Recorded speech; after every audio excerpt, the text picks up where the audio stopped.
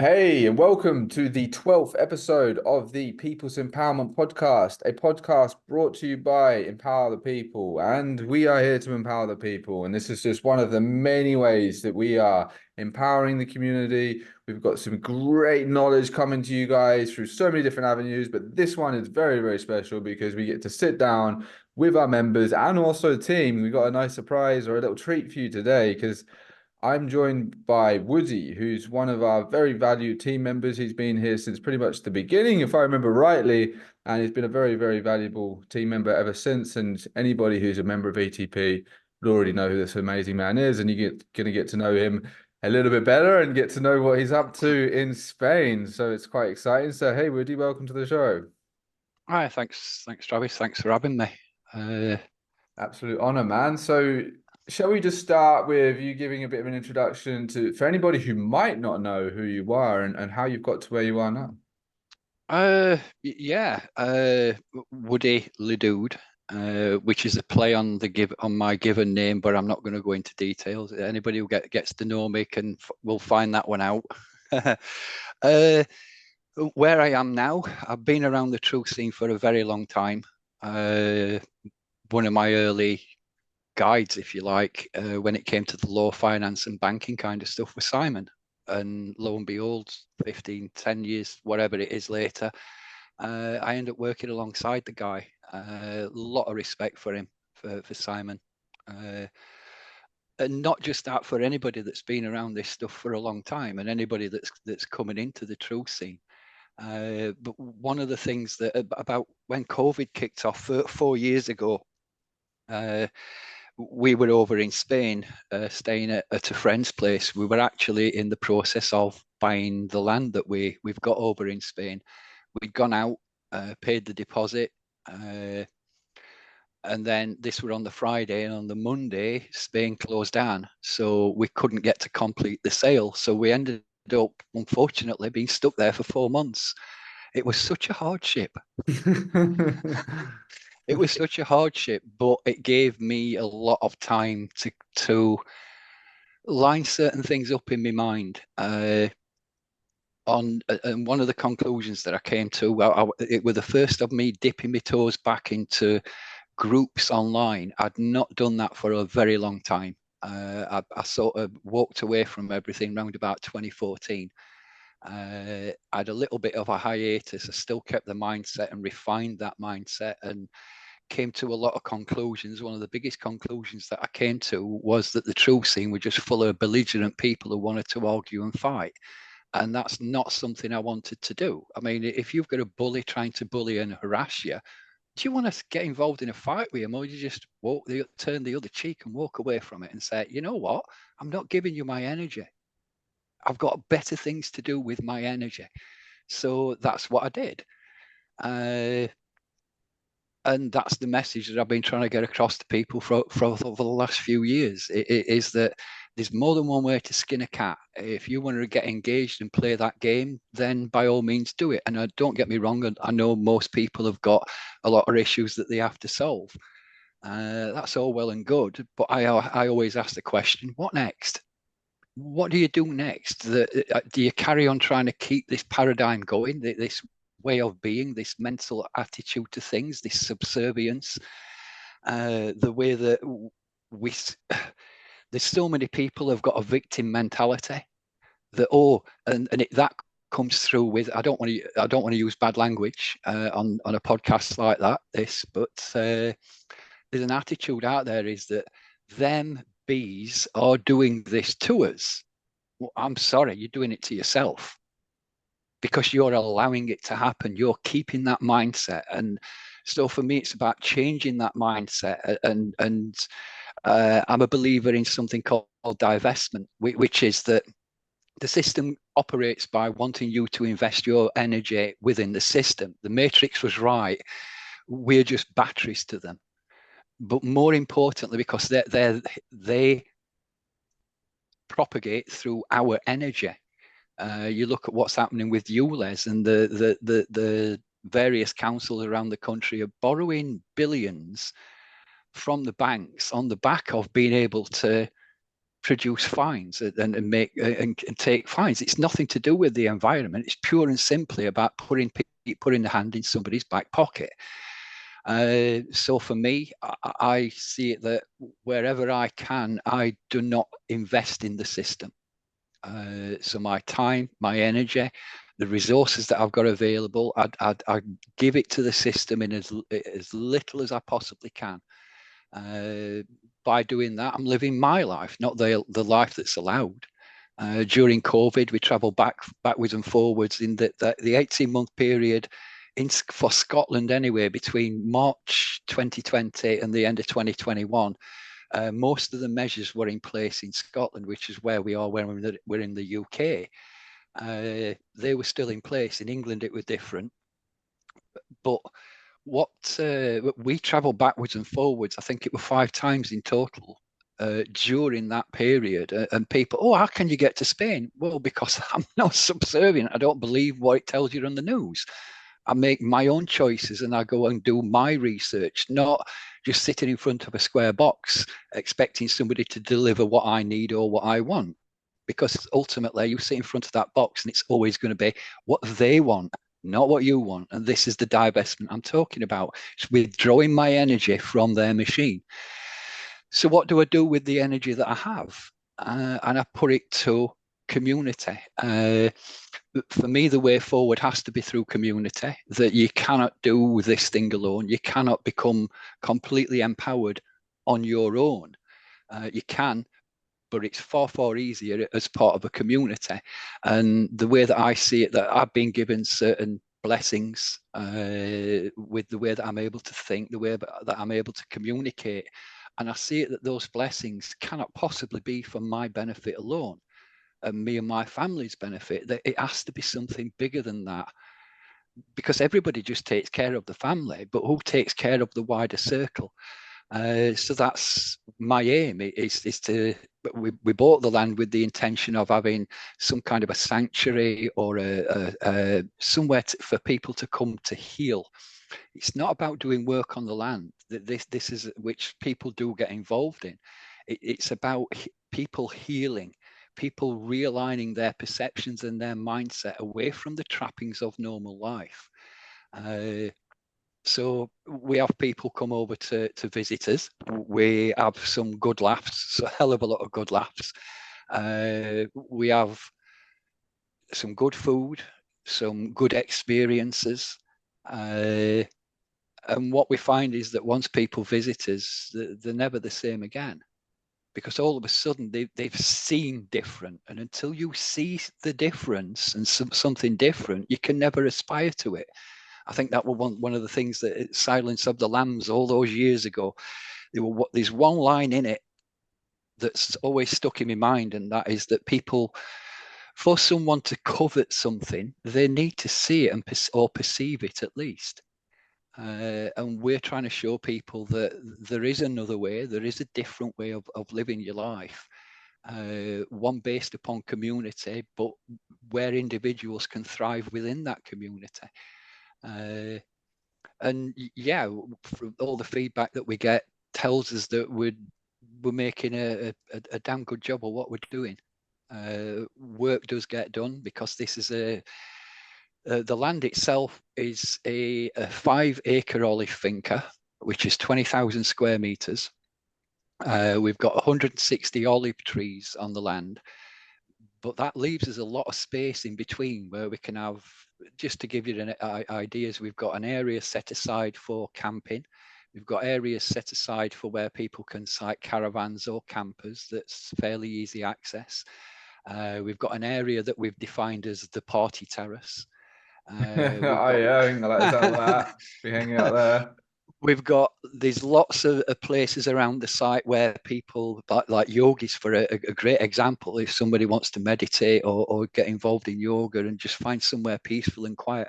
We even had one guy that came out and he said something to me, and he'd obviously got something bottled up inside him. And I said, look, if you really feel like, if you feel it'll make a difference, why don't you just go up on the top terrace of the top plot of land, go right up to the top corner and scream your bloody head off?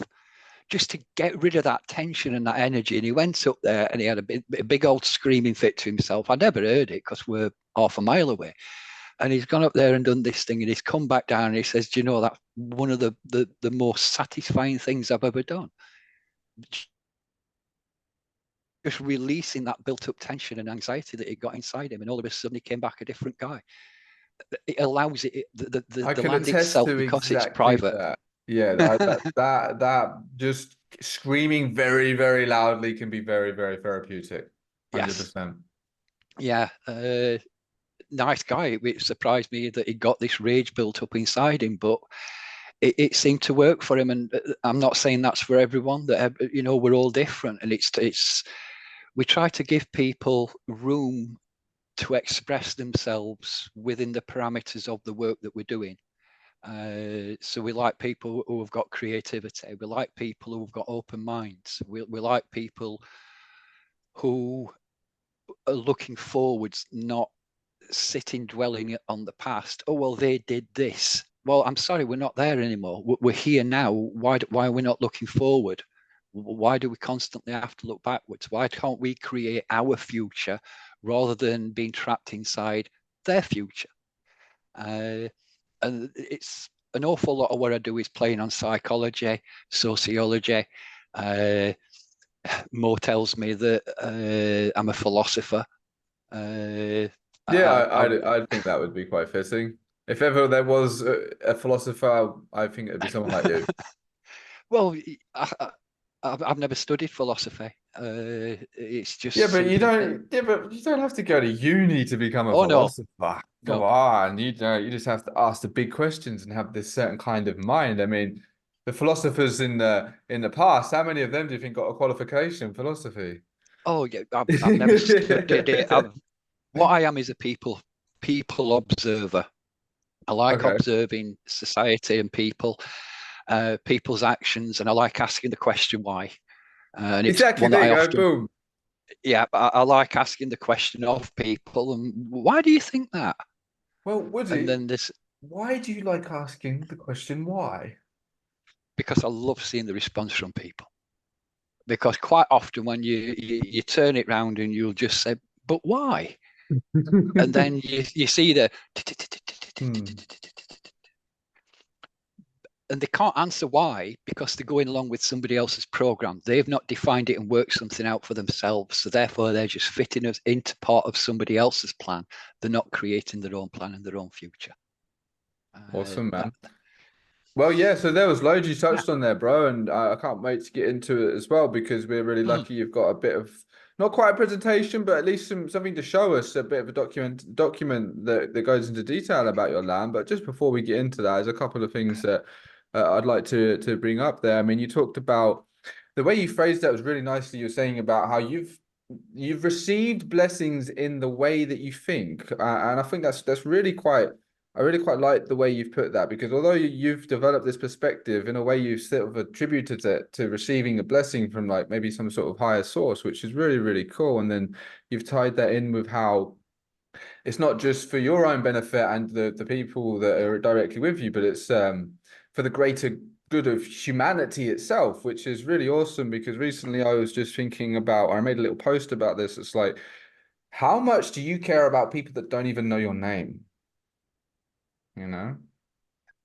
Good Yeah. one, isn't it? It's a good one, isn't it? Like, how much do you care about all of the rest of humanity? They don't know who you are. They don't even care who you are. But how much do you care about them? Like that's where we come into this. You know, the people that are going to change this world. So, awesome, man. And yeah, as well. I guess finally, just to you touched on how you can only really get so far on your own. You know, we can make a lot of Oh, progress on ourselves, but ultimately it gets to a point where you've got to have community, right? absolutely. I mean, I'm uh, quite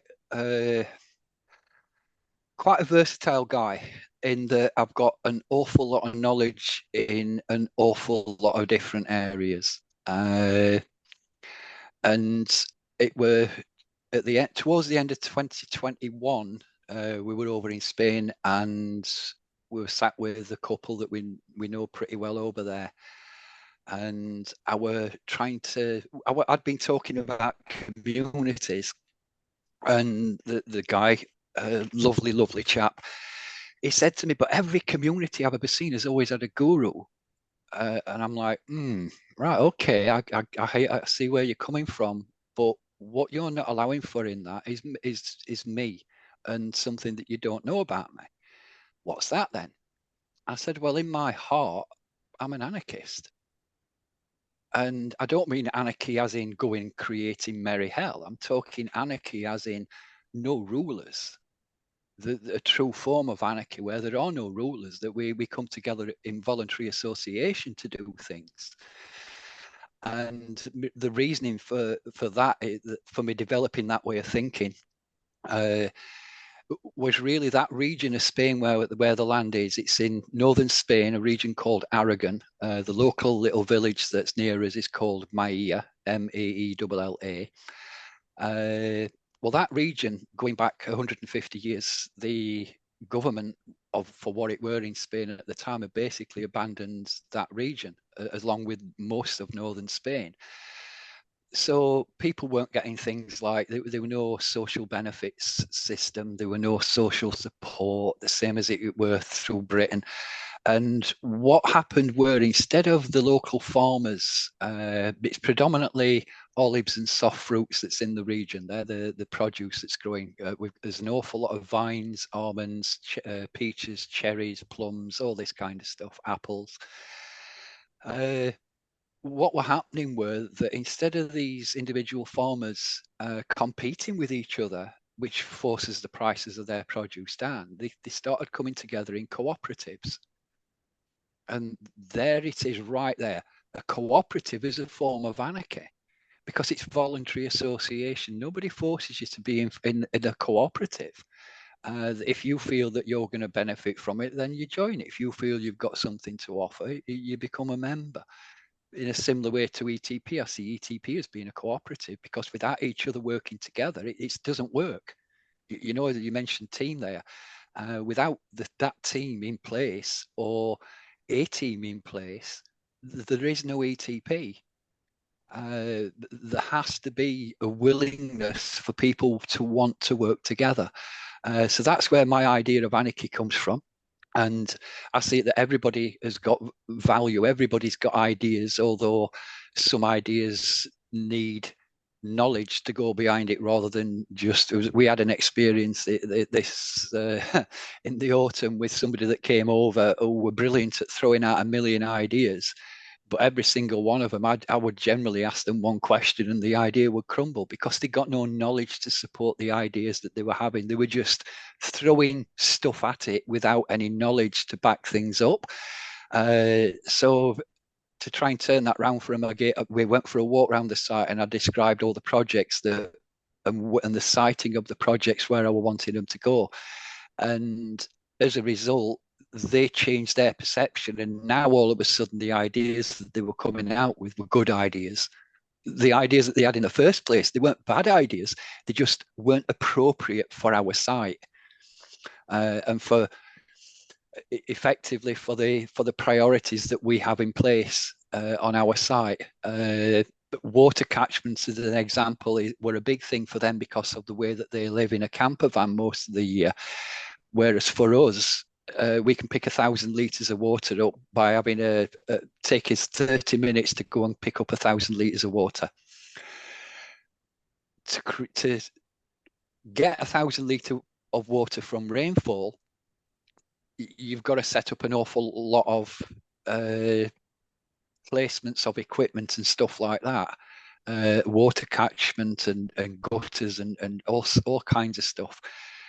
So for us, that weren't appropriate, where they were prioritizing water collection at the top of their list. For us, it's down at item number 460. You know, it's a long way away from. We need the priorities were always from the beginning to get a solar system sorted out, the roadways sorted out, the pathways, the steps between terraces, just so that you can access and get around the land. We don't have we don't have a wind turbine, mainly because we're up on the top of a hill, and the region where we are, that little bit of the region is a bird sanctuary. So I don't want moving blades when we've got eagles and buzzards and stuff Yeah. flying overhead. I don't want to be picking their carcasses up.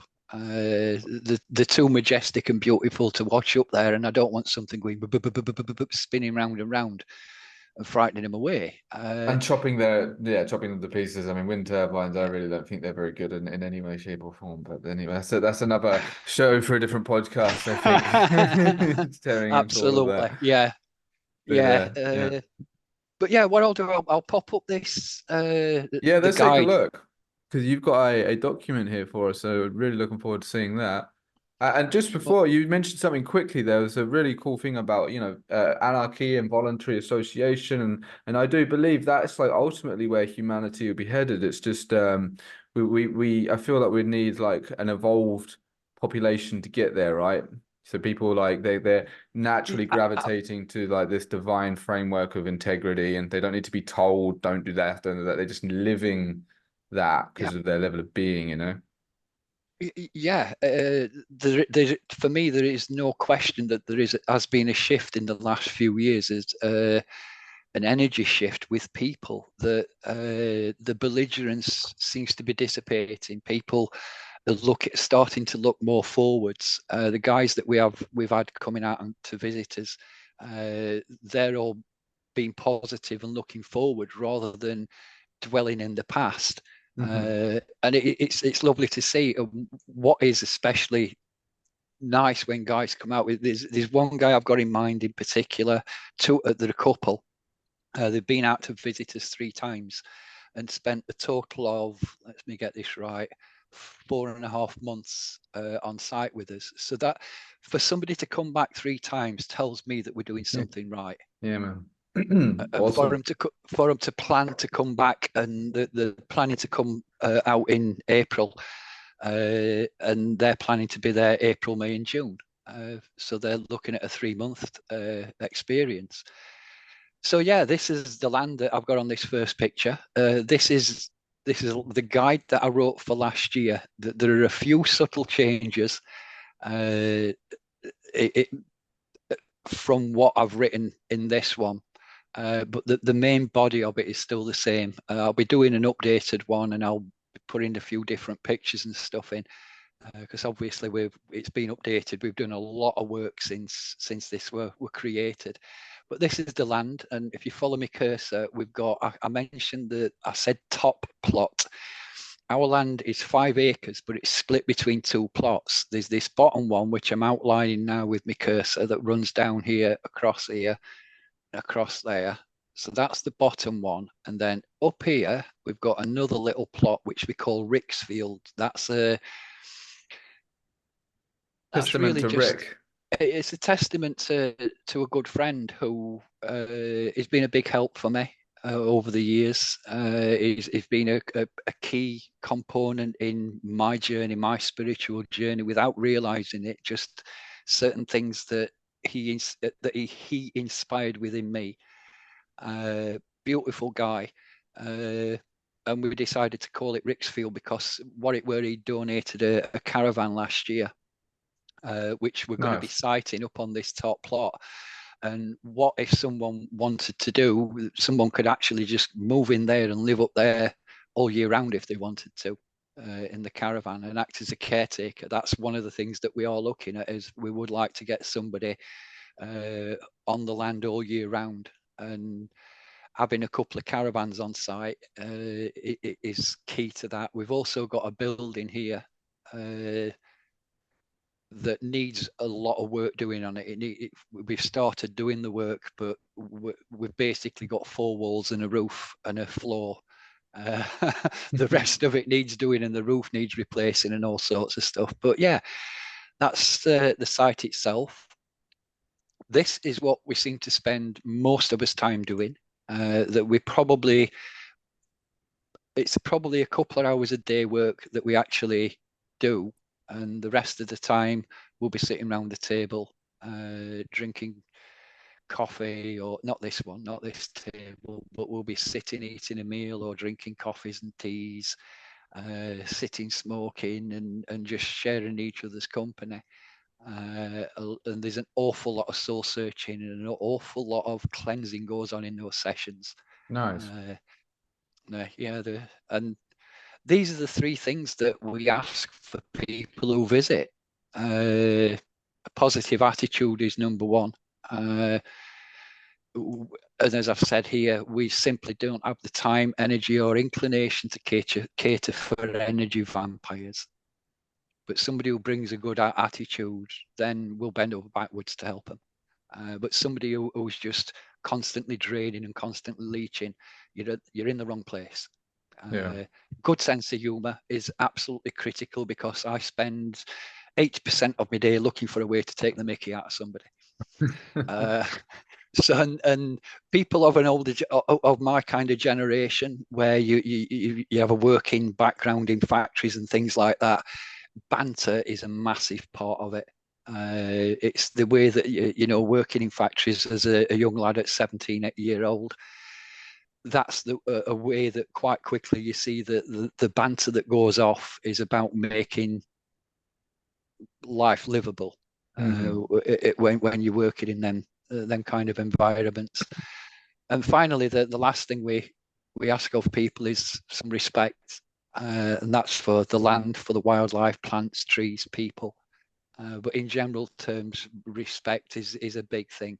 I mean, going back to when we're talking about my realignment and what have you, and just working things out. Because make no mistake, in my life, I've been violent, I've been aggressive, I've been extremely nasty. I've been all the things that I despise in people, and what I despise is not the people; it's the reflection of me. It's the memories of what I have been like, and I will do my damnedest never to be like that ever again. Uh, I'm this is my penance, is trying to give back uh, for the ill that I've done in the past, and that's a lifelong journey. Uh, a big part of that journey is making amends. It is that I abuse the gifts that I've been given uh, by taking the mickey in a bad way, by being just not pleasant with people. And I really don't like the fact that I have done that, but to come through that and to come through the other side and see the errors of your own ways and make amends, for me, that reminds me of the Bible story of the prodigal son. Uh, went away and squandered his inheritance, and then came back cap in hand, and his father let him in with open arms. Uh, you know, Yeah, man. Well, that's the journey, right? Nobody's perfect, but it's like if you yeah, assess yourself and continually improve, that's as best as we can do, eh? I see the improvement. I don't actually see it as an improvement. What I see is a refinement, Yeah, in you're that just using different it's terminology. Come on no, now. no. Where I'm coming from is this: is that I believe that what people see in me now is the man that I was always meant to be. But I let the system's influences, the system's drives seep into my life, and I became system. Such as at 11 years old, 10 years old, not having many friends at school because I didn't play football. And it became obvious that for me to get friends, I had to start playing football. I weren't interested in football. So I bought into that whole idea of playing football and being a winner and being better than and all this kind of stuff. And that's taken me away from being me. I'm then becoming something else. And what I've really done in the last probably 6 or 7 years is shed all that external influence to leave the raw essence of what is me behind. And that shedding, I think, is critical. You shed him, Woody. How many jabs do you get? Oh, zero. Zero. I come from a long line of anti-vaxxers. My mum Really? told me, yeah, Nice. seriously, my mum told me that when my mum was a young girl, her mum refused to take her for any vaccinations. Wow, man, that's a blessing in itself, yeah, to have a Yeah, lineage of so anti-vax. yeah, so I'm now in fact, if you go back to me history before that, I don't really know, Fourth obviously. generation pureblood.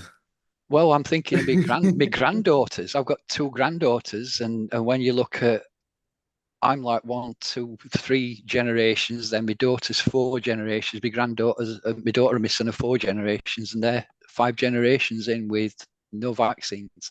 Maybe, and I've often questioned, is that one of the reasons why I'm able to think differently to other people? It could I be. I can't. think it could give you a bit of a kickstart, perhaps. there are plenty of people, myself included. Like I got vaccines when I was a kid, and I couldn't choose, and I still managed to wake up. But I think Yeah, it definitely can help in many ways to not get all this shit. yeah, absolutely. Back to this stuff. This Yeah, is we'll end up talking for hours, Woody. this is the village itself. This is a photo I took from on top of the castle of the village and the outlying areas. So you can. It's only a small village, 1,800 people. The dates on here are correct. Will be in Spain through April and May and into June this year. Our land sits somewhere round about here up in those hills. Awesome, nice. Uh, so we're very remote. uh, this this is a good friend John finishing off the pan.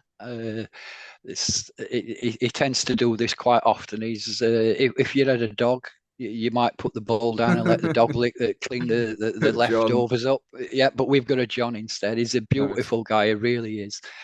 But as I say, that's tends to be a lot of what we're doing. Uh, this little picture, as you can see, is the site itself from above. It's this central, probably 2 acres that we use the most, and it's where we've got most of our stuff positioned. We've got two caravans up here. We've got another caravan down at the bottom. I've called this community area. What it should say is party terrace. Yeah, you definitely need to change that. Put a party hat there instead or something. Yeah, we've got things like ponds that we've been doing. We have got a swimming pool on site now. Oh It's yeah. only a yeah. It's we got it in the summer. It's only one of these plastic things, but I'll tell you what, it's one of the best 120 quids I've ever spent. When it's 43 degrees and you feel like your skin's melting off, to be able to go and jump in the pool and just sit there and do Yeah, nothing man. in the shade. Yeah, that's pretty cool. We've got compost toilets and showers and solar panels and sheds and all kinds of things going off. But more than these little triangles are where just places where we've worked out that these would be the best places to pitch tents if people wanted to use a tent or if they wanted to come with a camper or come with a caravan. It's all possible. Uh, that's the site itself. That's Kirsty having a walk around Ricksfield. All of those beautiful blue skies. I forget what that feels like. Looks like. Yeah, Um, it's very very blue, and that was taken on the day we got the keys. nice.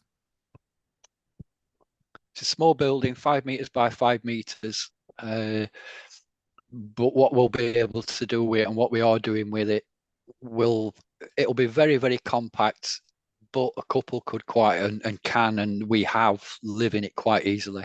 We've lived in when we first went out there. We stayed at a friend's place, and the mass, the Messiah, the building that we were in was a little bit small, but little bit bigger than ours.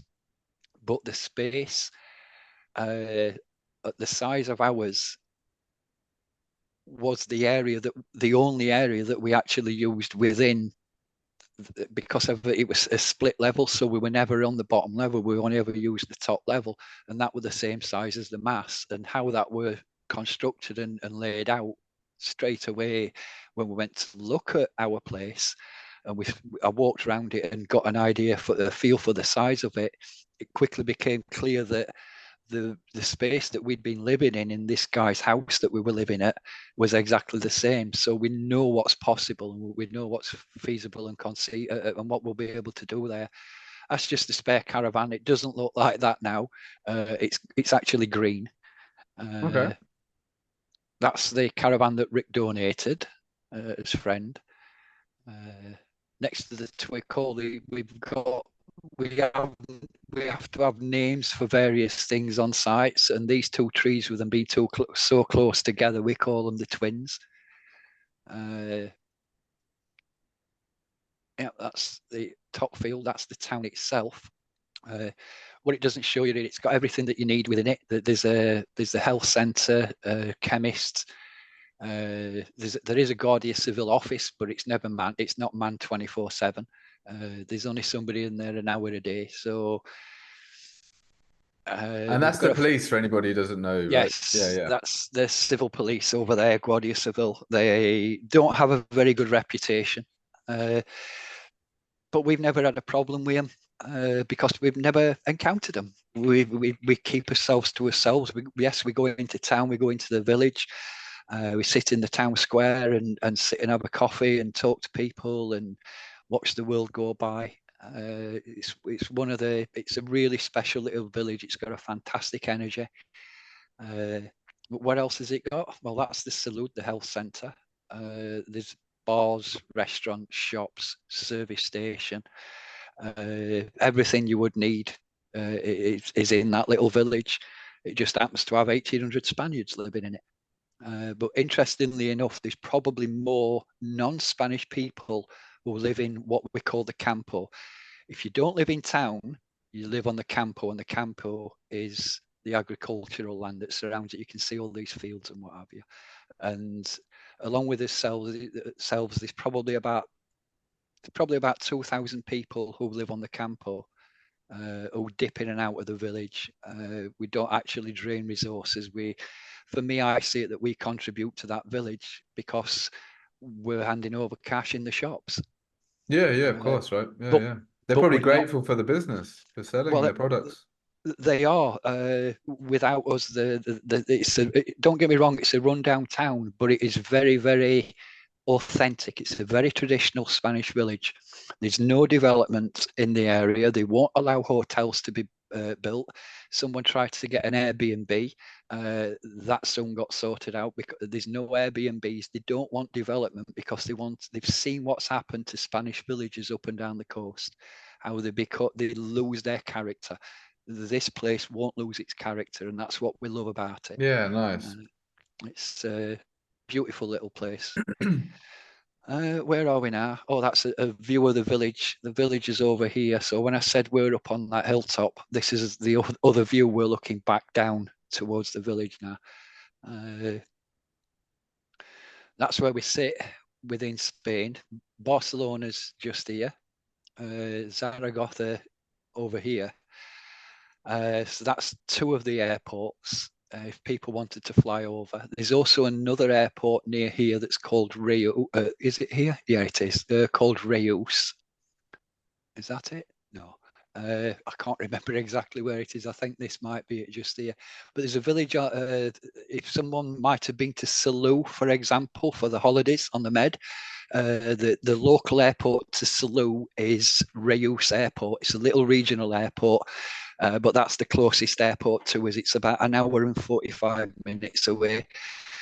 But most people either drive over, or if they fly over, they get the train from Reus, Barcelona, Zaragoza, or Madrid. And Madrid's down here, and it's about a 3 to 4 hour rail journey. And the train journey is absolutely spectacular because you're going through the mountains and what have you. It's a fantastic place. And in this flyer that I've got here, this thing, yeah, that's a friend. That's John, who we're down in the big pot. Yeah, that's him just leaving last year. He's been back 3 times as well. See, that's generally how people get to see us, or not to see us, but get to visit. And there it'll tell you that the price of the train is about £30 each way per person, which compared to the prices for train journeys in Britain is ridiculous. I think it's actually £23 from Reus Airport to from Reus train station to Caspe train station, and we pick people up from Caspe. That's the nearest town on the train line. There's just some information here about the various things with tolls and how to get there. And this is the various different routes that you can take if you're taking a road trip. Driving through France is spectacular, but it's expensive because French fuel prices are about 30 cents per litre more expensive than the UK because their road tax is not included. Sorry, that their road tax is included in the fuel prices, which makes it quite expensive. And then you've obviously got tolls on top of that. Little bit about camping. Clothing is a big thing for when people come over. I mean, these are a couple of things that I'd asked in this, that if people were coming over and you were bringing your camping stuff, you don't need to bring a camping stove because we've got it set up now that we've got a barbecue, a large barbecue outside, so, as well as a few grills, so that if people want to cook themselves, you don't have to bring your own stuff. We've got it all on site now. It's likewise with chairs. We asked at first for people to bring chairs, but we don't need to do that. Clothing, if you come to visit us in March, April, May or June, or October and early November, you don't need a lot in the way of clothes. A couple of t-shirts, a couple of pairs of shorts, and you're good to go. We do suggest that people wear something, have some long trousers and some long sleeve stuff that's quite baggy for evenings, because we can get at night, the insects can come out and start biting you. So we suggest people cover the skin up. Of an evening, once the sun's down, that's when the nasty little bitey things can come out and have a chew at you. I mean, they're not a big. We know how we can deal with the stings and all that kind of stuff. It's not a problem, but it's still irritating. And if you can, I'm a believer in prevention rather than cure, and so that's what we suggest. This thing here, if you fancy a bit of nudism, I'm not going to share the videos and I'm not going to put the pictures up. But one or two people have, because it's only been me and Kirsty and one or two other people, we've just let them get on with it. It's not a problem. But what we do say is, if somebody does want to wander about naked, go up onto the top plot, onto Rick's Field, and then it's going to be private up there. Rick's Field sounds like the place to be, yeah. Yeah, it probably is. It's nice up there. It's a lovely spot. But there was something you just touched on there, I saw at the bottom, and I'll just quickly relate to that as well, because I think sunscreen is a huge scam, and this comes from a pasty white Brit who spent 3 years in Australia and New Zealand and never wore sunscreen once. Yes. Ever. I'll ask you this question, Travis. When you were not wearing sunscreen, were you wearing sunglasses by any chance? Yeah, no, neither. No. Right. Well, this is the point I'm going to make. The first year we went to this region of Spain, I had shades, I had sunglasses, and I burnt. I ended up with flaky skin and all the rest of it. The second year we went there, or the second trip we went, I'd forgot my sunglasses because the prescription, I'd ended up forgetting them. So I turned up without any. And we were actually, the first time we went, we were in May and June. The second time we went, it was the August of the same year. So it was much, much hotter. We'd gone from 35-degree temperatures on average to 45-degree temperatures on average. So really, really hot.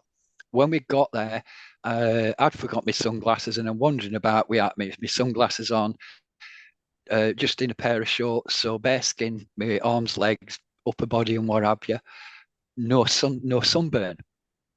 And I didn't really think about it, never crossed my mind. And that happened the following year we went back. And then we learned from a local that if you wear sunglasses, you'll get burned, because what's happening is your eyes, and they're not receiving the amount of light to tell the brain to produce extra melanin to protect you from the sun. See, that's fascinating. That ties in quite similar to what I experienced. I mean, my experience was when I was in Australia and New Zealand, I didn't wear sunscreen. I didn't actually wear sunglasses either. But then I did get burnt like once, but then it was almost as if my skin got used to it. And I mean, obviously, you have to be smart. I didn't just lay in the sun in the middle of the day in Australia for hours and hours Yeah, and hours, completely just, but in general, it felt like my skin built up a resilience. It was able to handle the sun yeah, better. So that sort of matches what you're talking about. And I think sunscreen's actually way more toxic it than it is. does good. It's funny. They had an I remember reading when I'd learnt this stuff a couple of years ago. I was reading about in Australia. Funnily enough, they basically got an epidemic of skin cancer. The sun is quite piercing there, though. It's Yeah. different to what I've experienced in other countries. It's like because I think it's to do with the ozone, and it is a very very strong sun.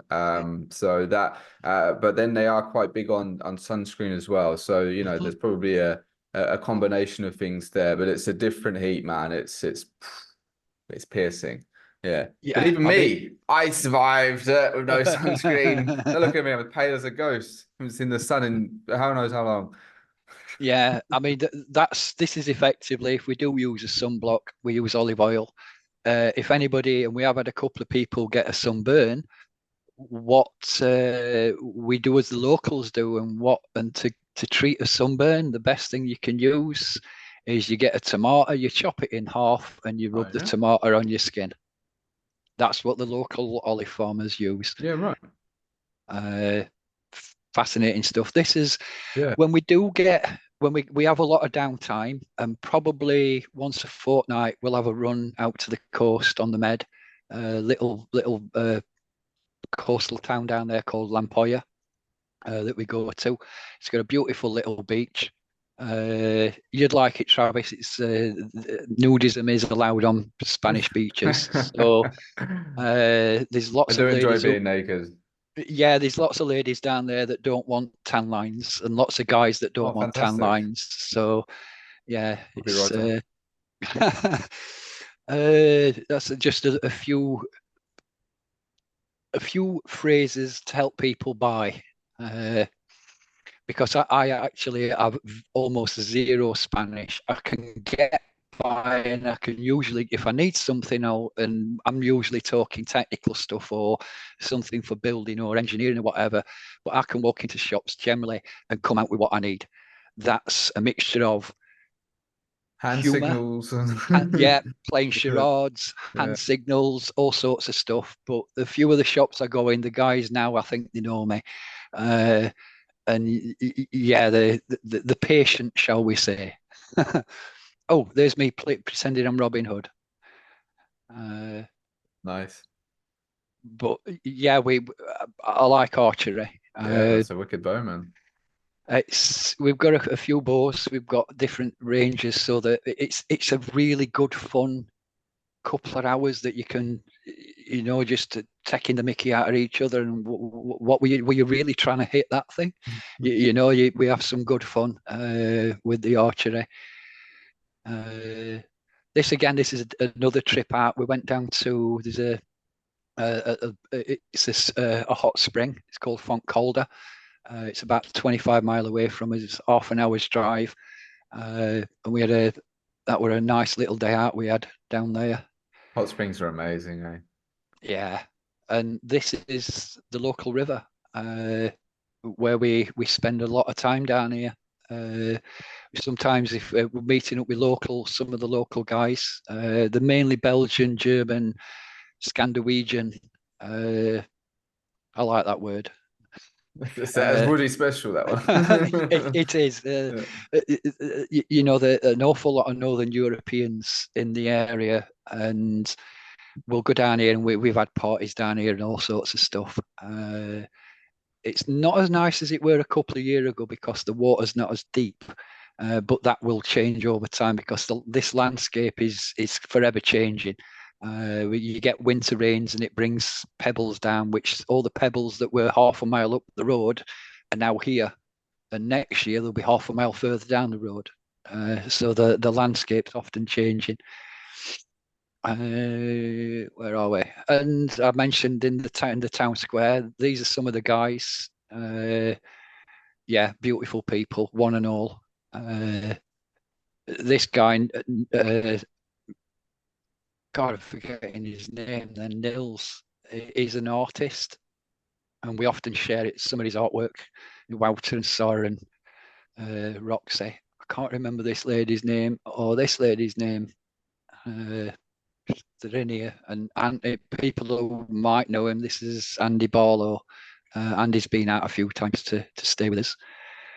And these are some of the things that we have to make sure people are aware of. Scorpions is number one. Sure. Your protection from scorpions is dead simple. Keep away from them. Yeah. You're only really in danger. They will in daytime. They will always hide under stones. You won't see them out in the daytime because it's too hot for them. But they come out at dusk and in the evening. So what we basically say to people is, if you're picking a stone up, the way to lift it is to roll it towards yourself, so that the stone is between you and any creature that might be underneath it. Because you don't want to roll it the other way, and then the stone's at the other side and it can get straight at you if it Yeah. wants to. But basically, they won't kill you. But this thing, if that stinger gets you, we're having a trip to hospital because Yeah, right. the pain is incredible. And these things are even Oh, worse. yeah. A Scolopendra cingulata. They are beautiful. The colours that you see, that we've probably got 10 of these on site last year that we've seen at various points, different, slightly subtly different colours. And these hide underneath things, like if you've left some wood lying and you go to move the wood, they might be underneath it, or something canvas or whatever. We used to have a lot of stuff lying out, but now we've got the tool shed sorted and we've got the mass sorted out. It means that we don't have to leave anything lying out on the land anymore. So we shouldn't have so many of these things. Uh, we've got loads of geckos, but I don't have any pictures of geckos on here. But this is really the best advice I can say for anything to do with any of the wildlife. Look, but don't touch. Take an interest in them, be fascinated by them, but don't go trying to stroke them. They're not your local moggy or your local pooch on a lead. These are wild creatures and they will defend themselves. Just don't give them the chance to. I don't see it any different to the system, in all honesty. You interact with the system and it's going to bite your arse. You interact with these things, they're going to bite your arse, but stand and watch them from a distance. You're going to be okay.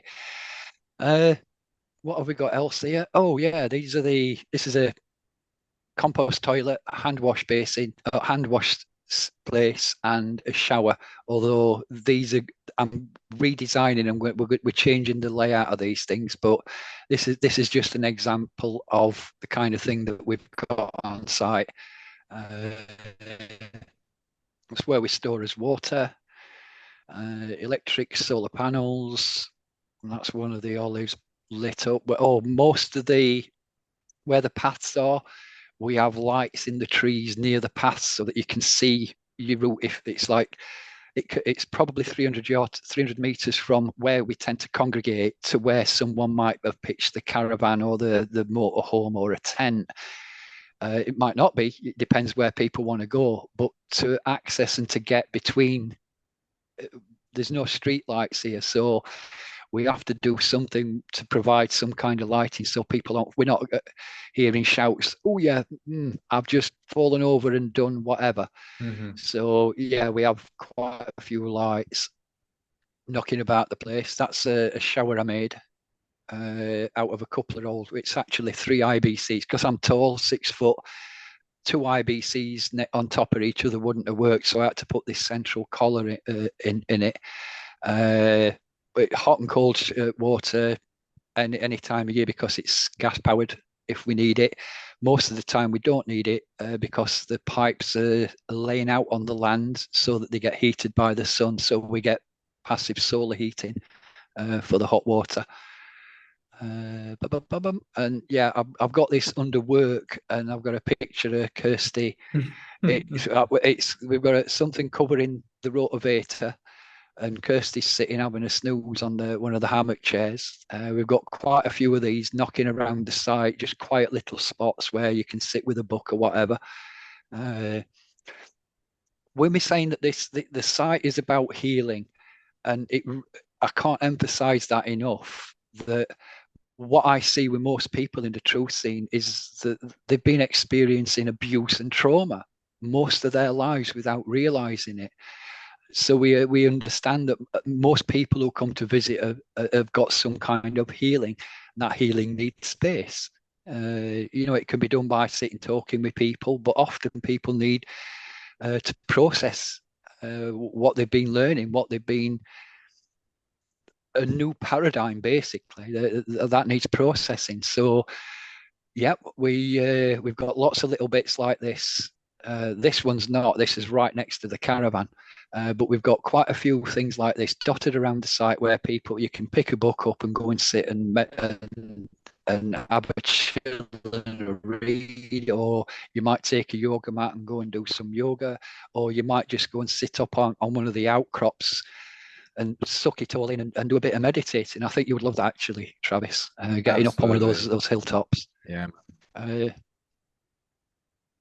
What else have we got? Oh, just a few details there. Oops, and that's some. Bit of These are some testimonials. of the what some of the guests have said. Yeah, and a lot of it's praising Kirsty and me. But in all honesty, it's the people who are coming out.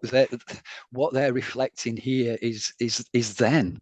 It's, and I say to this often about not just with what we do in Spain, but what I do through ETP, what I do when anything that's not connected with ETP. People are often.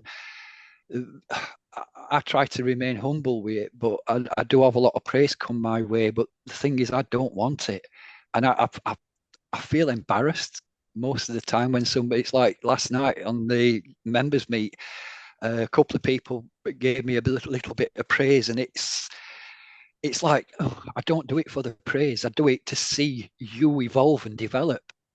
That for But then me my is, question for you would be why? Why don't you like having praise? I don't. But why? That probably goes back to being told I weren't good enough when I was a lad. Yeah, understand. So I like that, man. Yeah, yeah, yeah. It probably goes back to that. My dad, Because you deserve a lot of praise, Woody. You're doing some amazing things for the people here. You got to get used to people thanking you for it. all I'm doing is opening a door. They have to walk through it. Yeah, but you put the door there. Someone who, if it weren't for you, the door wouldn't be there. Yeah, that's true enough. But the way that I Yeah, see there we what go. we've, But done, finished. well, no, it's not a but. It's not a but really. The way that I see it is that I want a better future for my children and my grandchildren. My children are not really interested in coming to Spain at the moment because they've got busy lives. But I know that there will come a point in time where all of a sudden they'll have got all their nonsense sorted out, and it'll be like, oh, what next? Yeah, And this is yeah. this takes me back to what I said at the very beginning or very early on. In the, okay, you've got a house, you've got a car, you've got mortgages, you've got bank loans, you've got bills to pay, blah, blah, blah. But when you get all these things sorted out through the various processes that are available through ETP, what next? What comes next? So now you don't have to worry about bills. You don't have to worry about this. You can probably don't have to go to work as much. What are you going to do with your time? How are you going to spend that energy that you've now saved? Gonna come Are you get going finkered. are you going to look forward and get finkered? Or, or are you just going to waste it as most people do? Uh, it's presenting the options, putting something out in front of people and saying, this is available, this is what we've got. Yeah, we're rough and ready.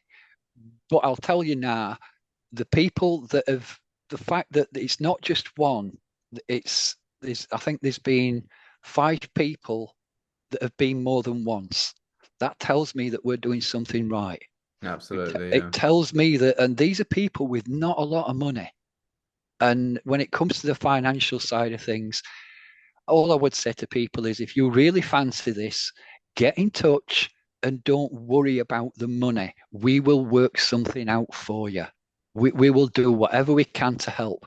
I'm hoping if certain things go to plan, I'm hoping to be able to offer things for families in particular, people with children, because I believe that it's not the parents and grandparents that I'm wanting to aspire to come out here.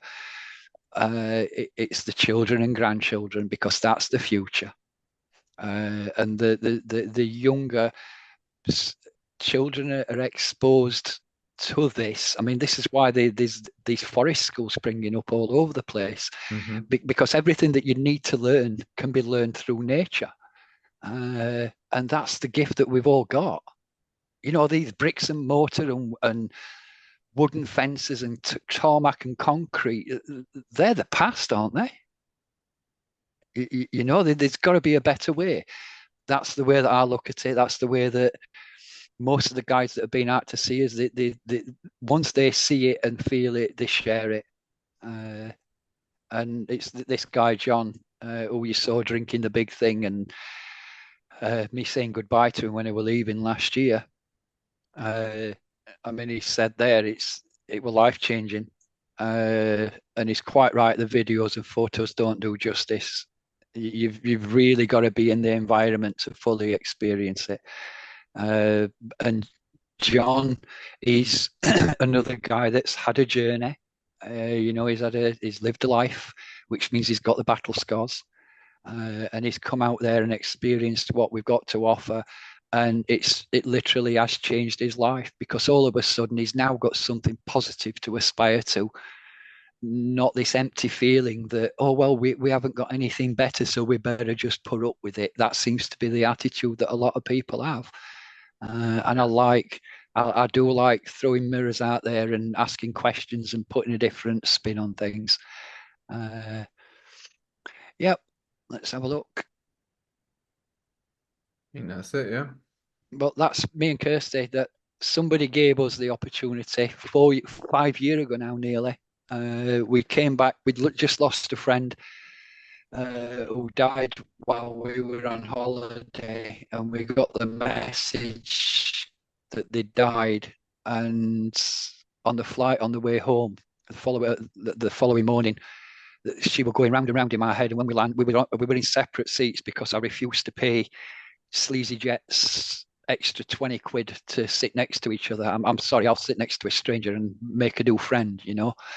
So I made a new friend, and when we got off the plane, we were in the car traveling back, and I said, you know, that I see this as a message for us that Shona's gone. And the message is this, that she got all these dreams and aspirations. She had an Australian passport, so she was looking to go back to Australia. But it would always, maybe next year, maybe next year, maybe next year. And we'd been doing that because we'd been looking at buying his own plot of land for a very long time. Going back to 2010 when we first started looking, and we're now in 2019, January 2019, this happened. And I said to Kirsty, we've got to stop pissing about. We've got to stop playing at this and start actually doing it. And it was probably a year after that, well, 4 months later, we were in this region. Somebody gave us the chance to go out on, it was supposed to be a workaway kind of thing. But there were no work getting done. The guy didn't have a clue how to put somebody to use. So he didn't know how to get the best out of us. It wasn't his land. He was just a caretaker. So there were restrictions on all kinds of things. But for all the negativity, this is the critical point. Somebody gave us that opportunity to visit that area, that region. We were brave. Oops, go away, go away. We were brave. We went for it, and we really haven't looked back since. And that's what we're trying to pass on to others. It might not be for somebody, but if somebody comes and experiences it, at least then they can say, I know, rather than I think. And I'm all about knowledge and knowing rather than thinking and believing. And that's how people can get in touch. I don't know if you'll be putting a what you call it on for this, Travis, but we've got the YouTube channel, and which is at the moment it's Yeah, just we'll got put a in some of your contact details in the show notes. That'll be there. People can get in touch. Put your YouTube yeah, channel in there. it's, No problem. yeah. There's the YouTube channel and Facebook. We don't really do much on Facebook, uh, on the Yeah, yeah, any Facebook links group, you but need, we'll get them in there. cool. But that's us. That's Finca Nueva Vida in near my ear in Aragon in Spain, northern Spain. A couple of points of interest for anybody that's interested in energy and energy lines. We actually sit right on the Camino Santiago, which is it's a spiritual path that people follow in northern Spain that travels across northern Spain from the Atlantic coast to the Mediterranean, uh, which follows the line of the Milky Way. So when we've got those 3 nights of basically darkness when of the new moon, if you go up onto Rixfield, you'll get the most amazing view of the Milky Way. It's not quite good enough to see colours and stuff like that, but if you had I mean, we know somebody out there who took a telescope, and what you could see through a telescope, I've seen the pictures. It's like, holy, yeah, it's pretty spectacular. So there's always something to do, even if that's nothing, because when you're doing nothing, that's when your mind's doing its work, when the processing's happening.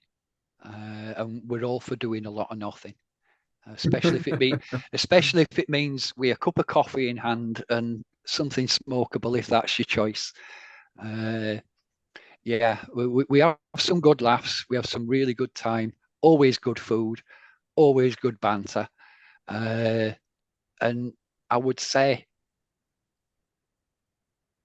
with this last trip we were there for 13 weeks, and we had 2 days when it drizzled a bit. Oh, wow. Now, listen to what I said there. I said drizzled a bit. Yeah. And we came back on, the ferry back was on the 20th of December. And So it's that kind of were been the all, opposite since, right? It's been almost yeah, barely 2 days of sunshine. yeah, yeah. Yeah. Uh, Yeah, yeah, well. the weather is good. It does get cold at nights in at late autumn and early spring. It does get cold at night. So long trousers. I mean, I just a couple of pair of jogging bottoms or something, and some light jumper with sleeves so that you're not getting bitten by any beasties and what have you. But yeah, the weather it is pretty good. But we are high up in the mountains, so in winter, in early spring and late autumn, it can get cold at night. Uh, Other than that, it's short t-shirts at the most. Uh, Awesome, man. but yeah, Yeah, well, thank you for joining me and sharing all of this with us, Woody. I'm sure this will inspire people who might have been sitting on the fence. They need to get out there and get in the sun and experience and get finkered. yep. Go I get finkered. just be careful saying that. I don't even going to explain it. People just have to find out what that even means. Well, there it is. For those that don't know, and just to make sure that people don't think we're being cheeky or something like that or rude. Uh, what this translates to, Finca Nueva Vida, translated into English, says farm, which is finca. Oh, I've done it again. Silly boy. Farm, Nueva is new, and Vida is life. So Finca Nueva Vida is farm of new life. Awesome. And lovely. All right, well, yeah, cheers for joining us, Woody. And if anybody listening is interested, the contact details will be in the show notes. Get out there, go experience this amazing, amazing opportunity. You won't regret it. Yep. I haven't been to Finca myself, but I've been to lots of off-grid places and farms and stuff like that. And it's an amazing experience. And I'm sure one Cheers. day I will be standing in Finca on Rick's Field naked in the sun. Yeah, we won't put those pictures up. Awesome. Well, cheers for Well joining me, done. Woody.